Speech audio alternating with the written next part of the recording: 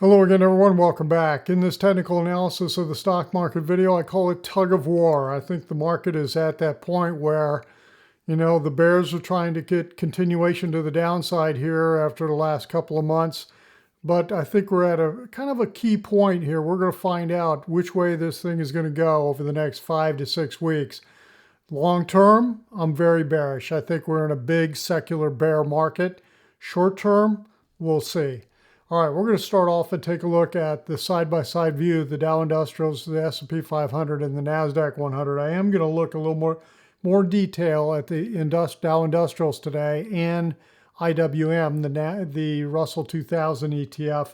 Then I want to take a look at a couple of semiconductor stocks. So let's take a look here. The Dow Industrials, what you're seeing is the monthly view that we've got up there. The Dow was down 1,214 points for the month. Now, it closed below the trading of the prior 2 months. When you looked at the S&P 500, it was down 220 points when you round it.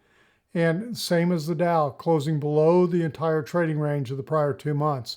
But when you come over here and take a look at the Nasdaq 100, the NDX, it was down 786 points, but didn't even close below August's low. So not nearly as negative as what happened on the other two, but we'll see what kind of follow through do we get. Now let's take a look at the weekly picture. I'm going to switch this back to the weekly time frame on all of these. You'll see what happened, and I got to do the Nasdaq up here. The Dow was down 456 points for the week. The S&P down 32. And the Nasdaq 100 was actually up 14 points. So it clawed its way back into slightly positive, just barely, but a lot better than what happened with the other two. So that is the picture we've got right now. Let's take a look at the Dow Industrials. So here's that weekly picture, and the daily on the industrials down 158.84 on Friday. Interesting how we gapped up at the open, couldn't go anywhere, and then they just pulled it back down and sold it off all the rest of the day and down 159 points.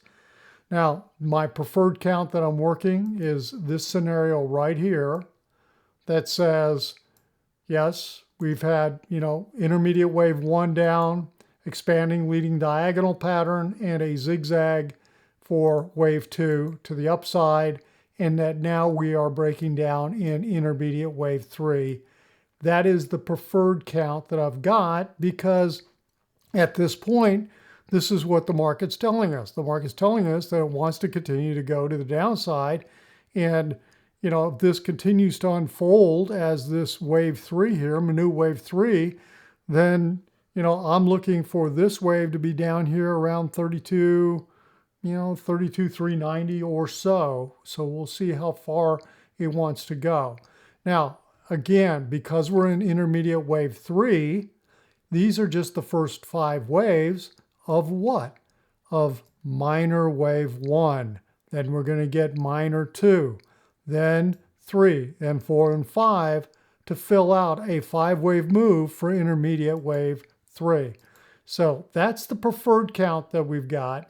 You can see we didn't pull back very deep here on this 4th wave.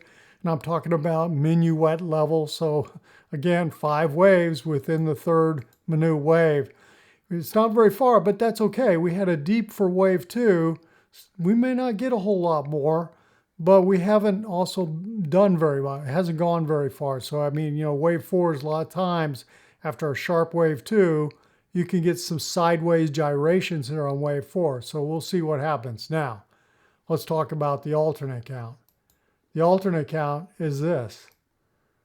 The alternate count says, well, maybe we can count this as 3 waves down for wave A, 3 waves back up for wave B, and I'm talking about the red B, primary wave B, like this. And primary wave B is made up of 3 waves, A, B, and C's not done yet. And it could be an expanding ending diagonal for wave C. And you look at it and go, well, really, could it be something like that? When you look at the picture, does it really make sense? It's getting to be a pretty big wave for wave 4. Well, You know, when you take a look at what happened in 2021, the last 6 months of 2021, an expanding ending diagonal pattern, same kind of thing.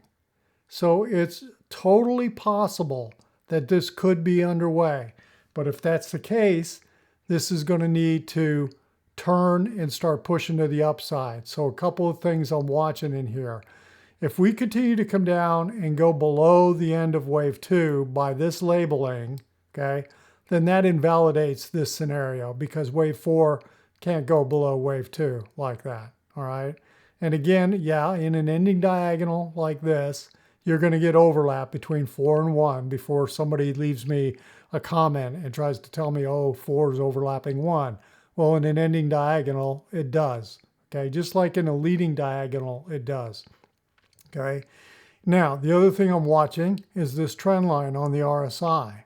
If we come up and break this trend line to the upside, I think that's going to be a strong indication. It will most likely happen before we even break a trend line up here, which is what I'm looking at right here. And it'll be an indication that we're turning higher. So I'm going to be keeping my eye on that also. So that's a possibility. I'm leaning into this because this is the way the market is acting and has been acting, but I'm very cautious about what could be going on in here. So we've got to look at this scenario, and it's the same thing when I look at the S&P, not the same exact pattern, but there's the same kind of scenarios in terms of alternate scenarios on this, the S&P and on the Nasdaq 100. Okay, so that's what's going on there. Now, when I take a look at IWM, let me go back to the moving average view, and we'll flip over to that. Hold on a second. I really don't have an alternate count like what I just talked about on the Dow Industrials. To me, what's going on here with IWM, let's just clear the slide, the charts for a minute. Down 0.84 on Friday. Up 0.07 points for the week. So basically unchanged on the week. And here's the picture. Now, I am a little more negative on this. It just seems like this is what's really going on in terms of the scenario. But this looks to me like this, like a big zigzag, an ABC. Now, do I think the entire bear market is over if we come down and finish a leg down like this? No. You know, this could very easily be something like that this is a three-wave A, and then we got a big B. And, you know, again, it gets back to what is the bigger picture of what is going on. And I think that we are in a secular bear market, a secular bear market that may take, who knows, decades to play out. I have a feeling it's going to be very much like the 70s from 66. Look at a chart from 1966 to 1982 and look at how it struggled to get above 1,000 and the gyrations that occurred in those 16 years. And I think that that is what could be playing out here on a much more massive, bigger scale in the stock markets over the coming years. But right now, it's one wave structure at a time. And we're just looking to complete the first zigzag down. And so this is what I think is happening with IWM. We have a triangle. The only thing I don't like about this triangle is how deep wave E got in here. Now, it did not go beyond the end of wave C, so it didn't really invalidate this. But, you know, it's a lot deeper than I would have liked to have seen it, but it still works. So right now, what are we looking for? We're looking for 5 waves down in wave C, and that's the way this seems to be playing out. And, you know, it just keeps wanting to push lower, and that's where we're continuing to watch. So right down in here, I'm looking for a push down into this 167 area to complete the 3 waves right here, and then we'll go from there. And again, because we're talking about a primary wave C, that means 5 intermediate waves. Okay, the first 5 here are just going to make up intermediate wave 1. Okay, so that's the scenario that we're looking at in terms of our move to the downside. All right, that's the picture on IWM. Let's take a look at the stocks.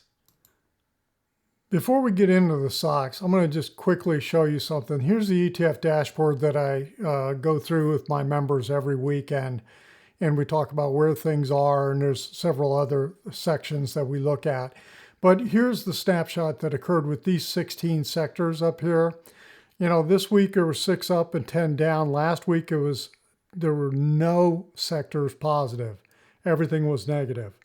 And this week we had the semiconductors and retail tied for the lead at 2.1%. Not huge moves. Look at the leader to the downside, utilities. Of course, that's because of the big push that happened in interest rates, down 6.9%. But it's interesting, look at semiconductors, continues to be super strong this year, up 42.9% on the year. And we're going to take a look at that. And of course, here's the index ETFs that we just looked at. The Dow was the leader to the downside for the week, and the Nasdaq was the leader barely to the upside. But here's the picture for the year. We still have the Dow and the Russell slightly positive, but the Nasdaq 100 is very strong now. So semiconductors, 42.9% for the year. So what is going on with them? On the SOX index on Friday, let me see if I can get this data in front of up 1.71 on Friday. Okay, but look at the week, up 7.59 on the week. So it almost looks like it's wanting to roll over, but I am wondering about this. Here's what I'm watching this little pullback in here. Don't know if we're going to get this low or not. You can almost tell you what. Let me do something a little bit differently. Let me do it like this, and just use pure trend lines rather than a channel scenario. So watching to see if we get any kind of a breakout to the upside in here on the semiconductors. Just by the way it came back for the week and the way it's kind of closing, kind of makes you wonder, the 21-week moving average is very strong to the upside still. I know we just started to get the 10 crossing below the 21, so we'll see what happens this coming week. Now, there's I follow 3 semiconductors on a regular basis: AMD, MU, Qualcomm. Okay, I also take a look at NVIDIA of the Magnificent Seven, but AMD and Micron caught my eye in here because look at this pattern. Let's just focus on the daily chart here on AMD. This looks really, really intriguing. It just looks like a large pennant, and I mean, that's a large pennant type of pattern. And it looks like, to me, like you would break out to the upside out of something like this. Now, it hasn't done it yet. I first noticed this back here a couple of weeks ago, but it really hasn't done a breakout of it yet. So we're just kind of watching to see what happens with this. Now, MU is a little more interesting because I think Micron looks like we've got a sideways triangle pattern in here. Okay, A, B, C, D, E. The next move is going to be to the upside. You would almost have to call this a barrier triangle. So the next move looks like this to me, and it almost looks like you had the same kind of thing occur right here. And then you could even take it bigger and say, well, what was this? What was this pattern? It's pretty intriguing because you look at this move in here, and do we have some kind of W, X, Y right here? And then of course, when you have those kind of zigzag patterns, complex, you're talking about an A, B, C, and then the B is a triangle, which it could very well be. Okay, and it looks like a similar type of thing going on, almost like right here, and right here. So I'm going to be watching to see, do we get some more continuation of the upside and continue to push here on MU coming off of that. You know, they had earnings come out, I think it was Thursday or Wednesday, and this is the reaction on Thursday to the earnings. But then look what happened on Friday. So, you know, not out of the woods yet, but based on the pattern, it's really pretty intriguing right now. So anyway, that's it for this weekend. We'll see what happens this coming week. I think we are in a little tug of war, and we're going to find out who's going to win for the next month and a half to 2 months here in the stock market. If you felt like the video was helpful, give it a thumbs up. If you're not a subscriber to the channel, hit that little subscriber button. And if you'd like more of this information on a regular basis, head on over to joehenches.net and check out the website and check out the membership. Everyone have a great day. We'll talk to you on the, or a great weekend. We'll talk to you on the next video. So here's that address right there.